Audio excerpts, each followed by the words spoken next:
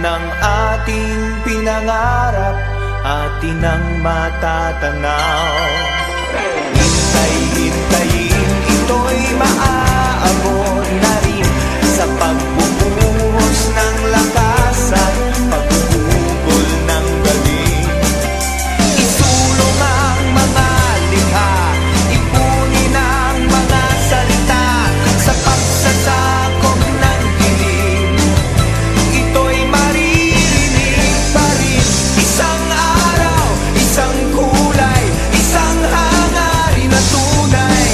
Ipagpigis mga kamay sa pagtawid nitong tulay.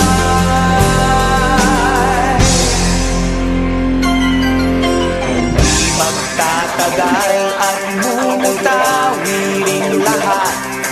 Sa mga labi ang likas at natutubong salita. Tuunan ng pagsin